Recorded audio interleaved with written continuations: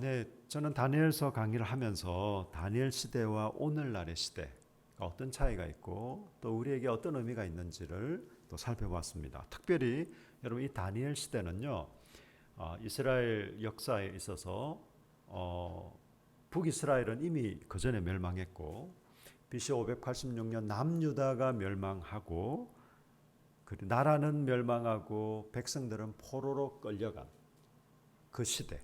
예. 그러니까 나라가 망하고 포로로 끌려가고 다시 포로에서 돌아오는 그 시대가 바로 이 다니엘 시대입니다. 그래서 그 시대적인 상황들도 좀 말씀을 드렸고, 특별히 다니엘은 앞에 보면 이제 그 왕들, 이방 왕들의 환상, 꿈을 통해 환상을 보았을 때 다니엘이 해석을 해주었습니다.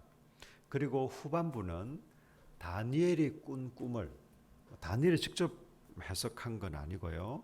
그건 천사들을 통해서 하나님께서 해석해 주셨습니다. 이제 그 모든 환상과 또 환상의 의미를 해석해 주고 난 뒤에 다니엘 12장은요. 결론적인 말씀입니다. 그런데 다니엘 12장은 결론은 결론인데 시작을 무엇을 하고 있는지 아십니까? 경고로 하고 있습니다. 경고. 여러분 12장 1절을 보십시오. 그때에 내 민족을 호위하는 큰 군주 미가엘이 일어날 것이요. 또 환란이 있으린 이는 개국 이래로 그때까지 없던 환란일 것이다. 큰 환란이 있을 것이다 라는 것을 경고하고 있습니다. 이때 이 큰 군주 미가엘은 우리 편이잖아요. 예, 천사잖아요. 괜찮은데 그때의 내 백성 중에 그 개국 이래로 그때까지 없던 큰 환란이 있을 것이라고 얘기를 하고 있습니다. 그리고 내 백성 중에 책에 기록된 모든 자가 구원을 얻을 것이다 라고 얘기를 합니다. 여러분 개국 이래로 가장 큰 환란을 예고하고 있습니다. 마치 여러분 이것을 보면 요한계시록과 좀 비슷한 이미지라는 걸 알 수 있겠죠. 사실 다니엘은 구약의 요한계시록입니다. 또 요한계시록은 신약의 다니엘입니다. 그래서 요한계시록은 다니엘서를 이해하지 못하면 제대로 이해하기 힘듭니다. 요한계시록에 등장하는 바다에서 올라오는 네 짐승도 다니엘에 있는 짐승을 거의 판박이로 그대로 묘사하고 있고 전체적인 분위기나 맥락이나 의미들이 요한계시록과 다니엘 또 다니엘과 요한계시록은 아주 이렇게 매칭이 되어 있습니다. 큰 환란이 있을 것이다. 그런데 여러분 이 환란이 일어날 것인데 이 환란은 많은 학자들은 그냥 이스라엘 백성들이 역사에서 겪는 그런 환란으로 해석을 하진 않고 저 역시도 마찬가지입니다. 마태복음 24장에 있는 예수님이 종말에 마지막 때에 너희에게 있을 환란 이런 의미로 이해를 하시는 게 좋을 것 같습니다. 그러니까 다시 말하면 예수님이 오시기 바로 직전에 있을 큰 환란 뿐만 아니라 여러분 성경에서 마지막 때는요. 예수님이 죽으시고 부활하시고 나서 예수님이 다시 오실 그때까지를 마지막 때라고 합니다. 그러니까 지금도 마지막 때입니다. 사도들의 시대도 마지막 때였고요. 그리고 중세 시대도 마지막 때였고 지금도 역시 마지막 때입니다. 그리고 우리의 다음 세대들에게도 여전히 마지막 때입니다. 예수님이 다시 오시는 그 순간까지는 바로 마지막 때입니다. 그런데 여러분 왜 이런 경고를 했을까요? 하나님께서 다니엘을 통해서 그 당시 다니엘과 이스라엘 백성들에게 왜 이런 경고를 했을까요? 겁을 주기 위해서일까요? 여러분 사실 이때 포로기 이스라엘 백성들한테는요 무엇이 필요했을까요? 위로와 격려가 필요했습니다. 그래서 여러분 역대기 상하를 한번 읽어보셨나요? 역대기 상하?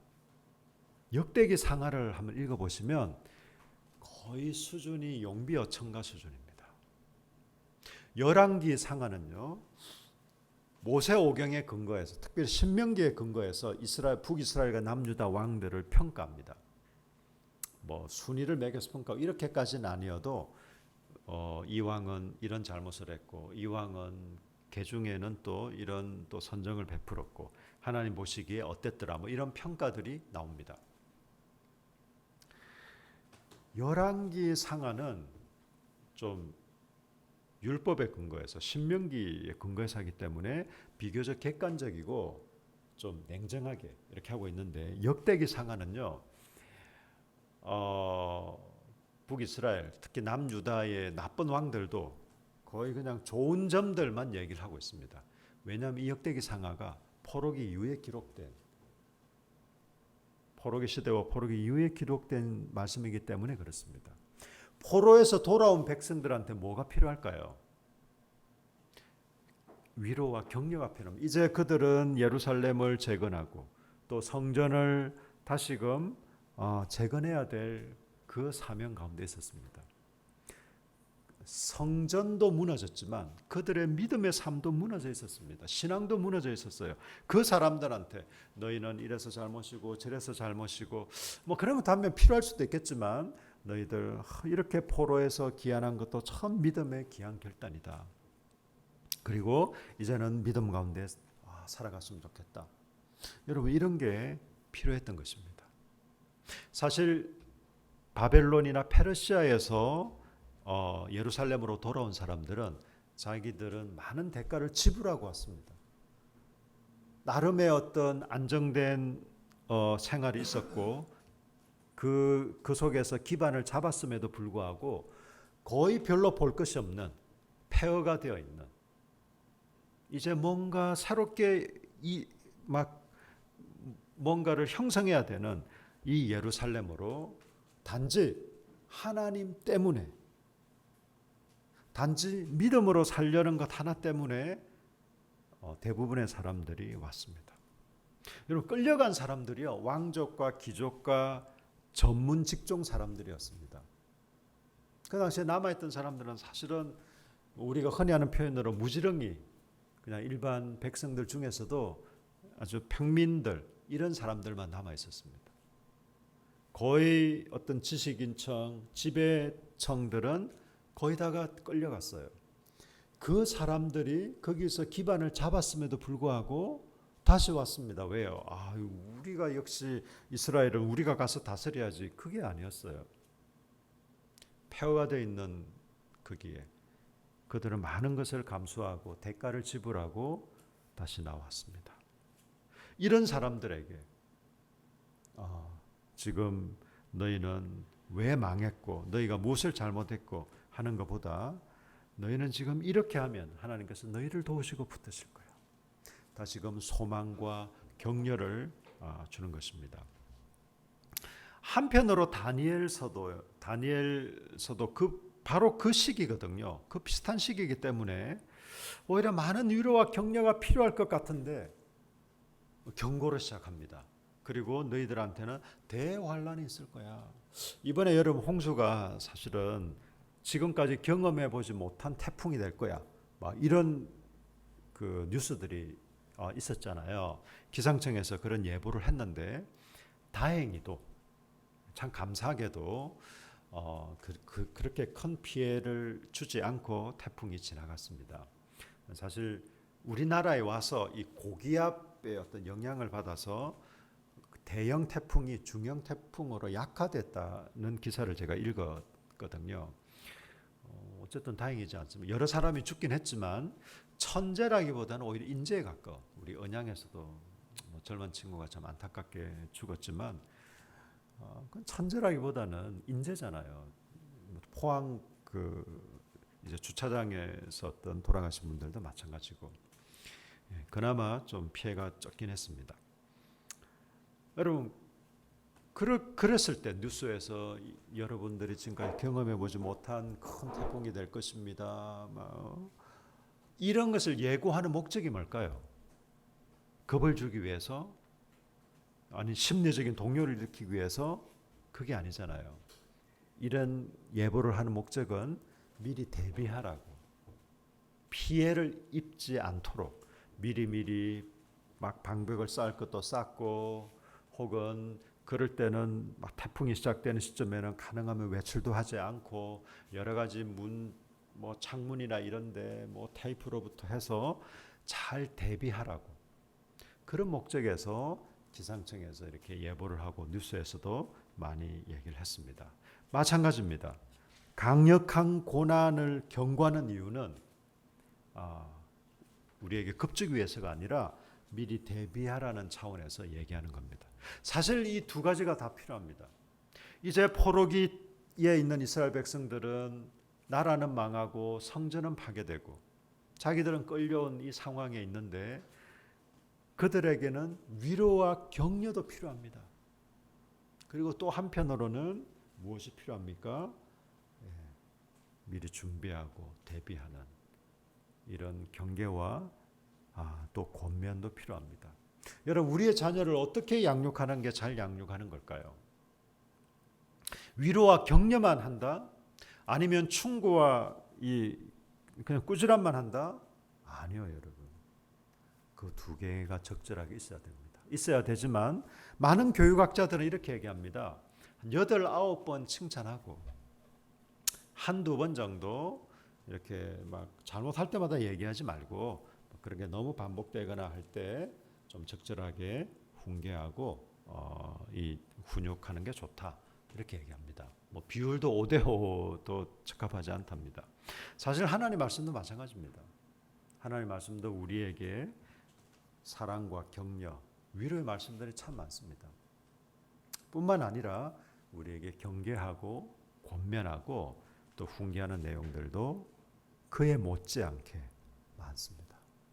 우리가 자녀를 양육하는 그 비율 그대로는 아닐지어도 어쨌든 우리의 자녀를 건강하고 또 성숙한 아이들로 이렇게 자라게 하려면 위로와 격려 그리고 또 훈계가 필요했듯이, 우리 하나님도 마찬가지로 동일하게 이 포로기를 살아가는 이스라엘 백성들한테 위로와 격려도 하고, 또 한편으로 큰 고난이 있을 것에 대해서 미래를 대비할 것에 대해서도 얘기를 하고 있습니다. 여러분, 그러면 이것은 언제 끝날까요? 미래를 대비하라고 하는데 언제까지 대비를 해야 되고 언제까지 이렇게 해야 될까? 12장 6절을 보십시오. 그 중에 하나가 세마포옷을 입은 자 곧 강물 위쪽에 있는 자에게 이르되 이 놀라운 일의 끝이 어느 때까지냐? 어느 때까지냐고 묻는 거예요. 사실 이건 다니엘이 물은 건 아니고 그냥 천사들끼리 이렇게 물어본 겁니다. 그럴 때 7절을 보십시오. 12장 7절. 내가 들은즉 그 세마포옷을 입고 강물 위쪽에 있는 자가 자기의 좌우손을 들어 하늘을 향하여 영원히 살아계신 이를 가리켜 맹세하여 이르되 반드시 한때 두때 반때를 지나서 성도의 권세가 다 깨지기까지이니 그렇게 되면 이 모든 일이 다 끝나리라. 한때와 두때와 반때는 3년 반입니다. 3년 반. 제가 다니엘 강의를 하면서 여러분 말씀드렸죠. 이 한때와 두때 반때 3년 반은 뭐 신학자들 사이에서도 굉장한 이 정확한 기간에 대한 논쟁이 많지만 제가 깔끔하고 간략하게 정리해드렸지 않습니까? 이건 예수 그리스도가 오시기 전까지 모든 기간을 의미한다. 성도가 이 땅을 살아가면서 당하는 모든 고난, 또 그 예수 그리스도가 오시기 전까지의 모든 시간을 다 의미한다라고 말씀을 드렸습니다. 그렇게 이해하시면 좋겠습니다. 한때와 두때와 반때, 이 말은 우리 이 땅을 소망 가운데 믿음으로 살아라, 그 말과 같습니다. 여러분, 다니엘이요 12장 8절에 보세요. 다니엘이 정말 못 알아들어서 그런지 아니면 이 말이 마음에 안 들어서 그런지 12장 8절에 내가 듣고도 깨닫지 못한지라 내가 이르되 내 주여 이 모든 일의 결국이 어떠하겠나이까 하니 다시 묻는 거예요. 에? 정말이에요? 그런 거예요? 왜? 언제까지입니까? 재차 묻고 있습니다. 하나님이 조금 짜증이 나셨는지 12장 9절에 그가 이르되 다니엘아 갈지어다. 가라 얘야. 야야 됐다 그냥 가라, 그 말입니다. 예. 언제 끝나느냐라는 구체적인 시기는 얘기를 안 해요. 몇 년, 몇 월, 며칠 이런 얘기는 안 합니다. 여러분 혹시 주위에 예수님이 몇 년도, 몇 월, 며칠 날 온답니다. 혹은 몇 년도에 올 가능성이 많답니다. 이런 말 하는 사람은요, 다 이단이라고 보시면 됩니다. 그런 사람들은 다 이단입니다. 네. 성경은 정확한 때와 기한을 얘기하지 않습니다. 예수님도 그렇게 말씀하셨고 요한계시록에도 마찬가지입니다. 정확한 때와 기한은 오직 하나님께만 속한 것입니다. 다니엘 그냥 가라. 예. 그렇지만 여러분 언제 끝날지는 모르지만 명확하게 말씀하셨습니다. 한때와 두때 반때. 그리고 여러분 11절과 12절에 보시면요. 조금 더 구체적으로 매일 드리는 제사를 폐하며 멸망하게 할 가정한 것을 세울 때부터 1290일을 지낼 것이요. 기다려서 1335일까지 이르는 그 사람은 복이 있으리라. 이게 1290일, 1355일,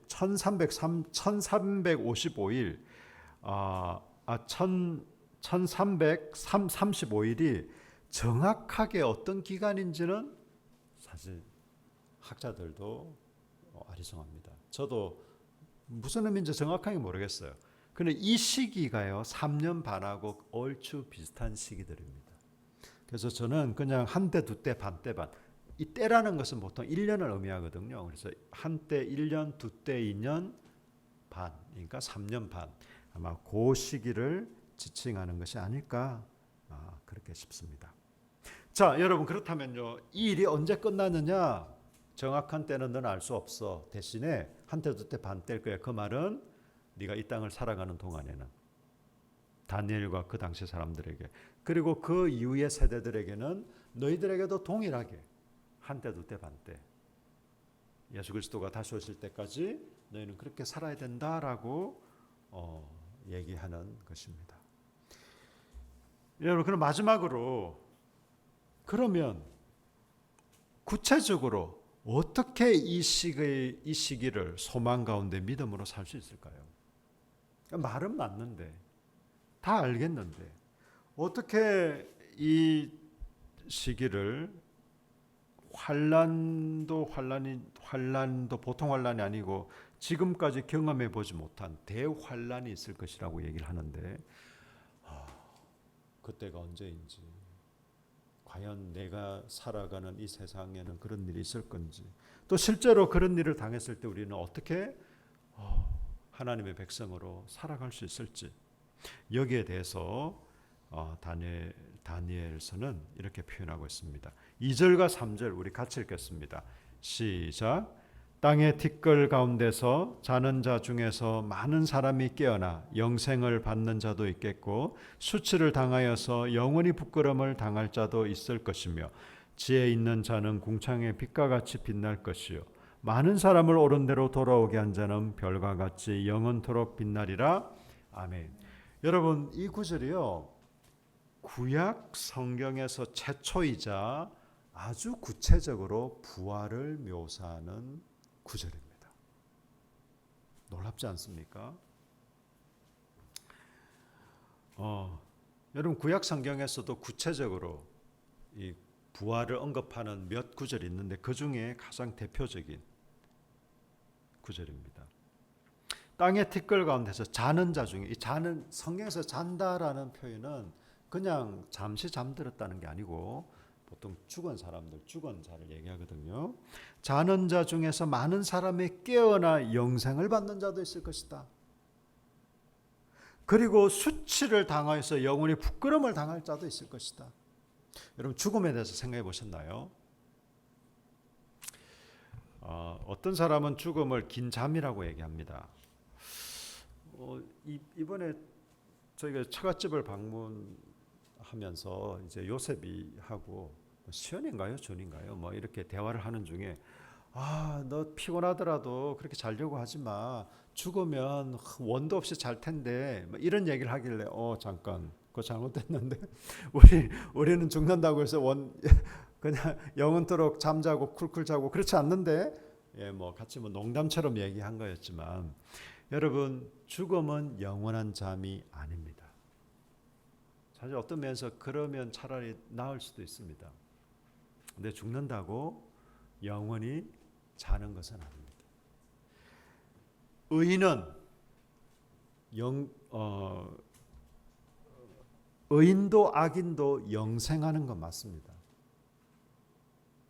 이때 의인이라는 것은 뭐 의로운 행동을 한 사람이 아니라 예수 그리스도를 믿고 그분의 자녀가 된 하나님의 백성들은 하나님과 함께 영원히 살 것입니다. 그렇지 않은 사람들은요, 아주 고통 가운데 지옥 형벌 속에 살 것입니다. 여러분, 이게 무서운 현실입니다. 성경이 이것을 그대로 말하고 있습니다. 자는 자 중에서 많은 사람이 깨어나 영생을 받는다. 여러분, 영원한 생명이라는 것은 그냥 벽에 똥칠할 때까지 그냥 오래오래 사는 것을 얘기하는 게 아닙니다. 죽지 않고 살면 너무 지루하지 않을까? 여러분, 그런 게 영생이 아닙니다. 생명만 긴 게 영생이 아닙니다. 하나님과 함께 너무나 영광스럽고 복되고 말할 수 없는 즐거움 가운데 사는 것이 영생입니다. 여러분, 그게 영생이에요. 죽지 않고 사는 게 영생이 아닙니다. 그것은 우리가 생각하는 개념이고, 성경이 말하는 영생은 하나님과 함께, 사실 우리가 지금은 상상도 할 수 없어요. 하나님 품에 안겨 있는 하나님과 함께 우리가 나중에 예수 그리스도가 다시 오셔서 하나님 나라가 온전히 임했을 때 우리가 정확하게 어떤 상태일까? 우리는 3차원 세계도 힘들어하는데 4차원은 말할 것도 없고 4차원, 5차원 그 모든 것을 뛰어넘는 대우주적인 변혁이 일어날 그때의 우리의 모습은 사실 우리는 상상하기 어렵습니다. 성경에서도 여러분 막 보석을 얘기하고 황금길을 얘기하고, 여러분 이것들은 다 문학적인 표현들입니다. 무엇을 표현하는 거예요? 그때는 너무 아름답고 황홀할 것이다 라는. 여러분, 황금만 주로 있는데 돌은 별로 없고, 그러면 뭐가 더 가치가 있을까요? 당연히 돌이 더 가치가 있겠죠. 뭐 천국에 갔더니 뭐 황금으로 되어 있더라. 그런 것은 여러분 문학적인 묘사. 너무너무 좋을 것이야. 너무너무 고귀하고 어떤 아름답고 이런 것을 묘사한 것입니다. 우리가 구체적으로 어떤 세계일지는 몰라요. 우리가 부활했을 때 부활하고 하나님과 예수 그리스도와 우리가 함께 거하는 그것은 어떤 것인지는 우리가 정확하게 알지 못합니다, 여러분. 그렇지만 이것은 분명합니다. 우리가 상상할 수 없는 만큼, 아니 우리가 상상도 할 수 없는 아름다움과 행복과 그 놀라운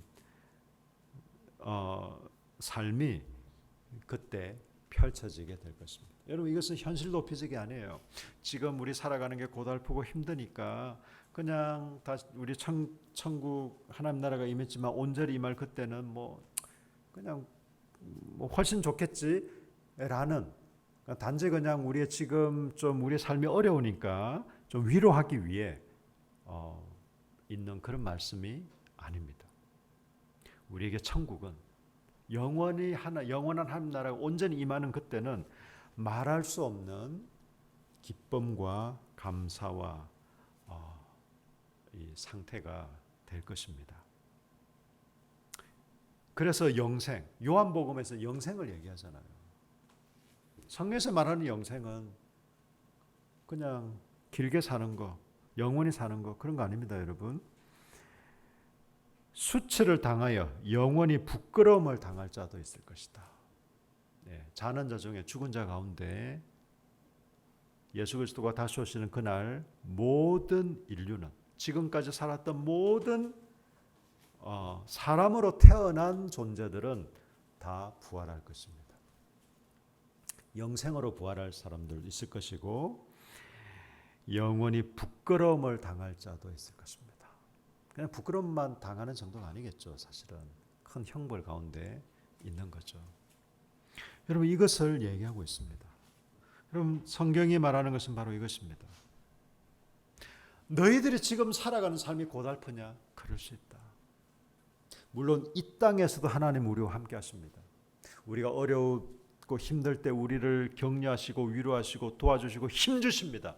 살아갈 소망도 주시고 용기도 주시고 또 이끌어 주십니다. 그렇지만 이 땅 자체가 우리의 소망은 아닙니다.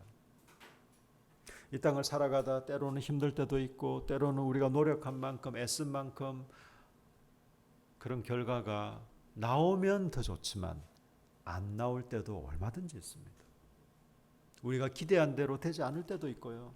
우리가 원하고 바라는 대로 안 될 때도 얼마든지 있을 겁니다. 우리의 영원한 소망은, 우리의 분명한 변할 수 없는 소망은 우리 주 예수 그리스도, 그분이 다시 오시는 바로 그날이기 때문입니다. 우리가 그 소망을 가지고, 그 분명한 소망을 가지고 이 땅을 살아가는 것입니다. 그것이 여러분 바로 다니엘에게, 또 다니엘 시대에 있는 이스라엘 백성들에게, 그 이후의 모든 백성들, 그리고 오늘날 우리들에게까지도 이것은 동일하게 적용됩니다. 근데 여러분, 이 소망을 가지고 살긴 사는데 그냥 소망만 가지고 사는 사람이 있는가 하면 어떤 사람도 있냐면요, 3절에 지혜 있는 자는 궁창의 빛과 같이 빛날 것이요 많은 사람을 옳은 대로 돌아오게 한 자는 별과 같이 영원토록 빛나리라. 여러분, 성경에서 가장 많이 등장하는 비유법이 뭐라고 그랬죠?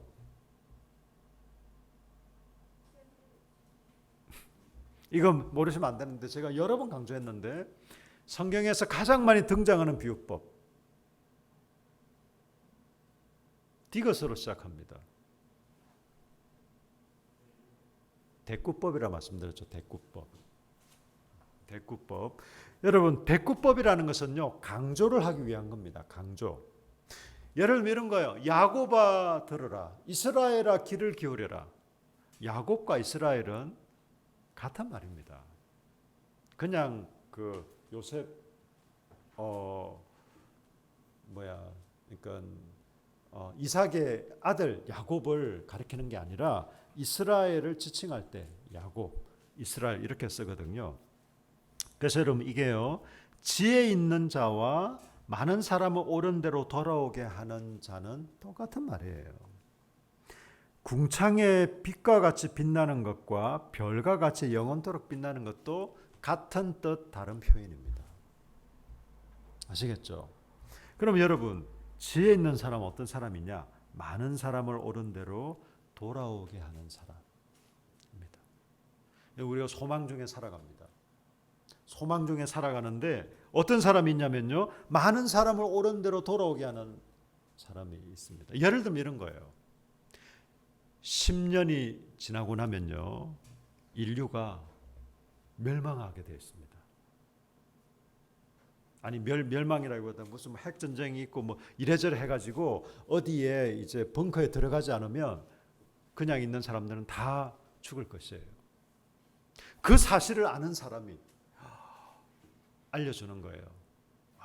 10년 지나면 어느 벙커에 들어가지 않으면 우리는 다 죽는다. 우리 핵 그 분진이나 이런 것 때문에 우리는 다 죽을 수밖에 없는데 거기에 딱 들어가면 산다. 그 얘기를 해주는 거예요.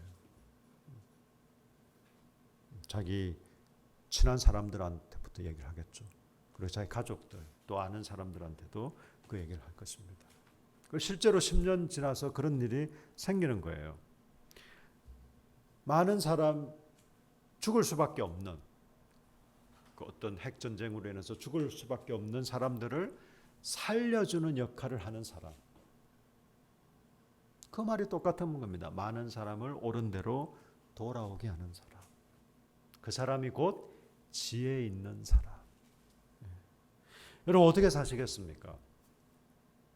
우리는 이 땅을 살아갈 때 소망 중에 소망을 갖고 믿음으로 사는 삶입니다.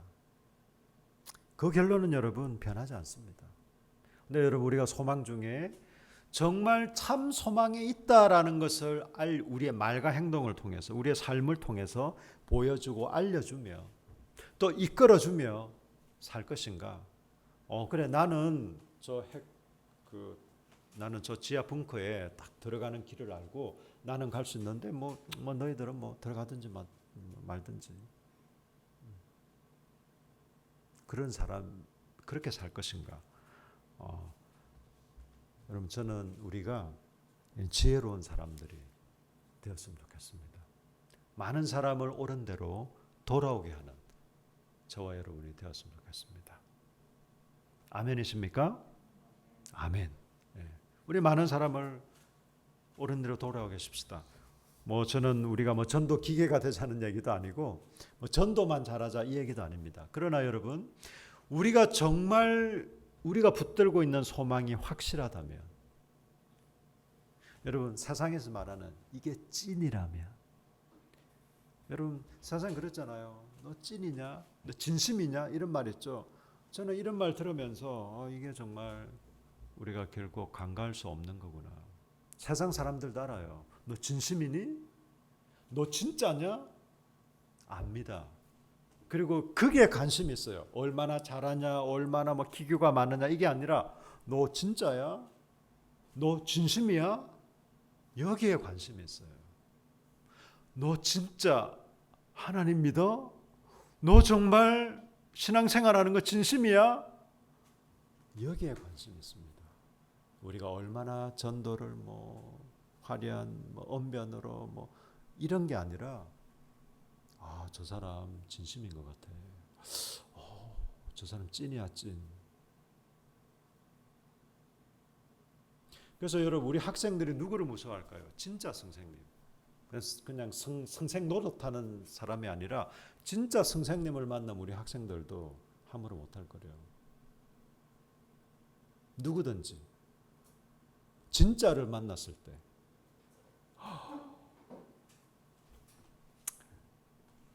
우리가 정말 우리가 가지고 있는 소망이 진짜라면,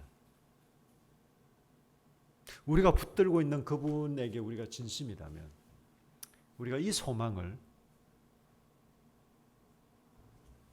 주위 사람들도 알 거예요. 저 사람한테 뭔가 있어. 저렇게 살아가네. 저런 삶의 방식과 저런 삶의 패턴을 가지고 있네. 왜 저 사람은 저렇게 말하고 행동할까? 저게 뭔가 있네.